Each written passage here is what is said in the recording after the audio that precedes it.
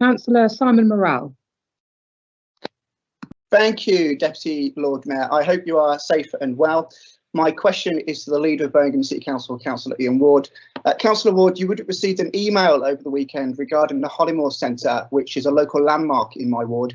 It was opened as a psychiatric hospital in 1905 and it's now run as a local community centre. However, for years, this building has been drastically underutilised due to a broken boiler system, which Birmingham City Council has dragged its feet in repairing.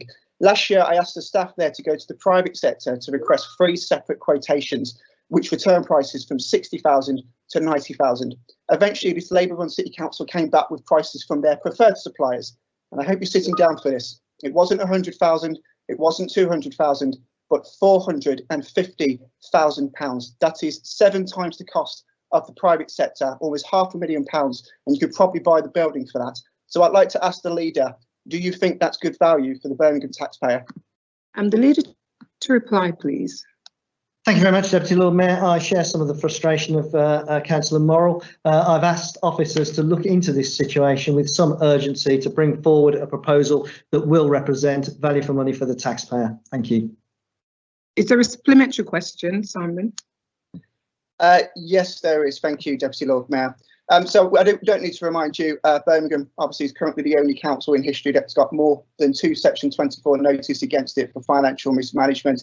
And we know you've been selling off assets as a result. So last year, I didn't want that to happen to Hollymoor. So we did manage to negotiate a long-term lease for the building, which enables them now to go to private parties to get funding for that £60,000.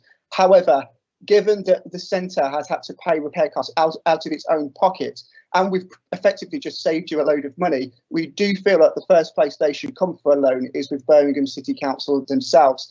We also currently have a serious business plan at the moment for a post-COVID recovery, working with charities, food banks, school youth providers and digital inclusion, which, if I remember a few weeks ago on committee, both yourself and your cabinet member agreed with me that we need to support the third sector in that initiative. The response to that is obviously going forward, we will be encouraging both the third sector and indeed any other organisations that are able to help with digital inclusion across the city. Yeah.